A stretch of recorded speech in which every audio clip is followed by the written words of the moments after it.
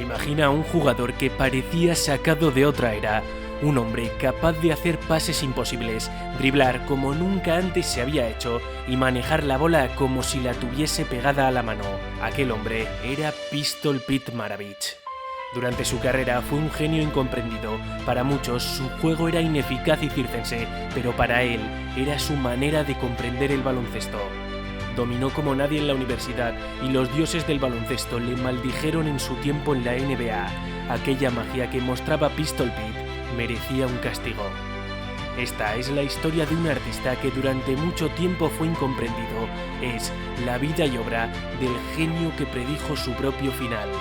Esta es la historia de Pistol Pete Maravich. Peter Press Maravich nació el 22 de junio de 1974 en Aliquippa, Pensilvania. Desde pequeño demostró mucha habilidad jugando al baloncesto. La relación con su padre era cercana pero muy exigente debido al trabajo de entrenador de su padre Press. A sus 7 años, Pete pasaba horas practicando el manejo de balón, los pases, los amagos y los tiros de larga distancia. El trabajo de Press les llevó desde Carolina del Sur hasta Luisiana, pasando por Carolina del Norte. En todos aquellos estados, el joven Pete dejó su huella impresionando a propios y extraños con su baloncesto de otro siglo. En la Needham Broughton High School recibió su mítico apodo de Pistol Pete, debido a que sus lanzamientos a canasta salían desde su costado como si del disparo de un revólver se tratase. Mientras otros niños soñaban con ser profesionales, Pete estaba creando movimientos que aún hoy parecen irreales, porque él no jugaba al baloncesto, lo reinventaba. El camino de Maravich llevaba hacia el estrellato y el siguiente paso fue unirse a su padre en LSU y comenzar su dominio universitario. Bajo el mando de su padre, los Maravich brillaron juntos en la Louisiana State University durante 4 años. El primero, y por las antiguas reglas de la NCAA, Pete no pudo competir de manera oficial, aunque en los 19 partidos que jugó con el equipo freshman promedió 43,6 puntos y 10 rebotes. La temporada 67-68 fue la del comienzo de un dominio nunca igualado en el baloncesto universitario. 43,8 puntos, 7,5 rebotes y 4 asistencias de media en 26 partidos, y los Tigers ganaron 11 partidos más que la temporada anterior. Sus 2 últimos años fueron incluso más salvajes, 44,2 y 44,5 puntos de promedio en aquellas temporadas. Sus 3 años con los Tigers terminaron con un total de 3.667 puntos, el récord absoluto del baloncesto universitario masculino. Un hito aún más sorprendente teniendo en cuenta 3 factores. Los 741 puntos de su primer año no fueron sumados. En aquellos años no existía el reloj de posesión, con lo cual las oportunidades en ataque eran menores. Y por último, la línea de triples no existía. De haberlo hecho, se cree que Maravich hubiese promediado 57 puntos con 12 triples por partido. Más de 50 años después, la gran mayoría de récords de Pistol Pete en la NCAA siguen intactos. Aquella fue una de las mejores carreras universitarias de la historia. Fue 3 veces All-American, su número 23 fue retirado por LSU y tiene una estatua en su honor a las afueras del pabellón de los Tigers. La NBA esperaba con los brazos abiertos aquel rayo de luz entre tantas nubes grises.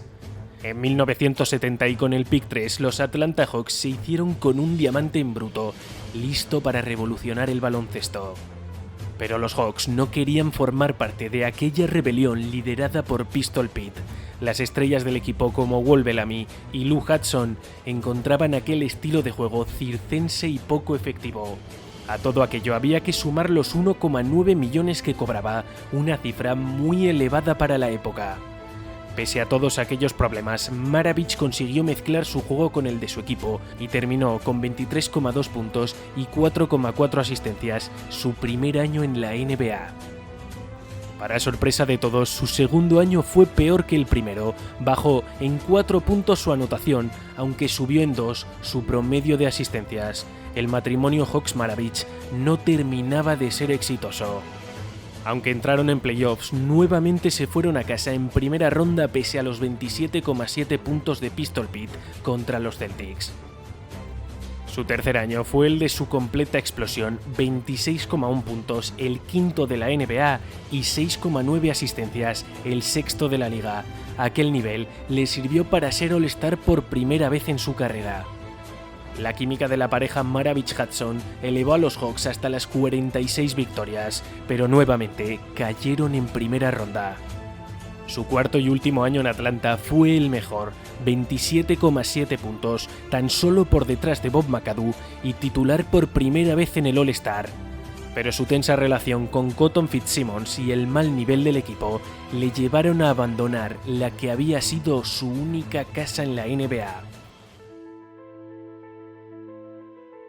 En el verano de 1974 y en su primera temporada en la NBA, los New Orleans Jazz apostaron por un Maravich que ya era una leyenda en el estado de Luisiana. El hijo pródigo regresaba allí donde su magia había explotado.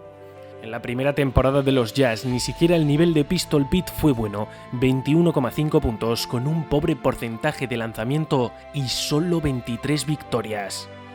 Para la temporada 75-76, los Jazz intentaron dotar al escolta de la mejor compañía posible. Sumaron 15 victorias más que la temporada anterior, pero aún así se quedaron cortos en los playoffs. Maravich comenzaba a sufrir sus primeras lesiones en la rodilla, limitándole a jugar solo 60 partidos, pero a gran nivel, promediando 25,9 puntos y siendo nombrado en el primer equipo del All-NBA por primera vez en sus 6 años de carrera. La siguiente temporada fue la mejor de toda su carrera a nivel individual, fue All-Star y primer quinteto All-NBA de nuevo y lideró la NBA con 31,1 puntos de media. Anotó 40 o más puntos en 13 partidos, 50 o más en 4 y llegó hasta los 68 contra los Knicks. Pese al nivel de la superestrella, los Jazz quedaron nuevamente sin playoffs. Sus últimas 2 temporadas en Nueva Orleans estuvieron marcadas por las lesiones en las rodillas. Se perdió más de 30 partidos en cada una de las 2 temporadas. Aun con todo ello, siguió jugando como una verdadera estrella, siendo All-Star los 2 años, pero nunca llegando a los playoffs como jugador de los Jazz. Pistol Pete nunca pudo elevar su juego como hizo años antes en LSU. En 1979, los Jazz se mudaron de Nueva Orleans a Salt Lake City y fueron nombrados Utah Jazz. Con ellos también viajó un Pete Maravich maltrecho por las rodillas. Aquella era su última temporada en la NBA. Solo pudo jugar 17 partidos con los Jazz por sus problemas físicos y en enero de 1980 fue cortado por petición del entrenador. Los Celtics vieron una oportunidad inmejorable y juntaron a Maravich desde el banquillo como un arma más para el equipo liderado por la superestrella rookie Larry Bird. Boston terminó 61-21 la temporada y 9 años después, Pistol Pete volvía a los playoffs. Su temporada como veterano y suplente fue buena, 11 puntos y medio y 66% en triples. Anotó 10 de los 15 que lanzó. Pero como en toda su carrera, Pete parecía maldito por los dioses del baloncesto y los Celtics cayeron contra los Sixers en 5 partidos. En 1974, cuando tan solo llevaba 4 temporadas en la NBA, dijo que no le gustaría jugar 10 años en la liga y morir de un ataque al corazón a los 40. Aquello terminó siendo una premonición. El 5 de enero de 1988, Pete Maravich se encontraba en Pasadena para asistir a una entrevista en la radio. Después de aquello, fue con unos amigos a jugar una pachanga de baloncesto. En mitad del partido, Pistol Pete colapsó y murió a los 40 años de edad. Parecía que él mismo había vaticinado su propio final con aquellas palabras. Minutos antes del ataque al corazón, Maravich se dirigió a sus amigos para decir sus últimas palabras: «Me siento genial». El mundo del baloncesto lloró la muerte de un genio incomprendido y maldito por los dioses del baloncesto, los mismos que le habían bendecido con un don e imaginación únicos. Su número 44 cuelga entre las leyendas de los Atlanta Hawks y el 7 lo hace en las alturas de las canchas de los Utah Jazz y New Orleans Pelicans. Pese a que nunca pudo triunfar colectivamente en la NBA, Maravich dejó un recuerdo imborrable en la historia de la liga. Pistol Pete Maravich es uno de los jugadores más jóvenes en entrar en el Hall of Fame y forma parte de los 75 mejores jugadores de la historia según la NBA. Pistol Pete Maravich fue mucho más que un jugador, fue un artista. Y como muchos artistas, su obra fue incomprendida durante muchísimo tiempo, pero jugadores como Magic Johnson supieron apreciarla y hacerla suya. Pete Maravich no pudo dejar trofeos en su legado, pero dejó algo más complicado de conseguir. Dejó su magia como inspiración para las siguientes generaciones.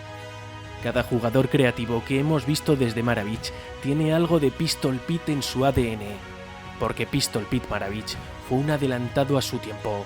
Pistol Pete fue el genio incomprendido que predijo su propio final.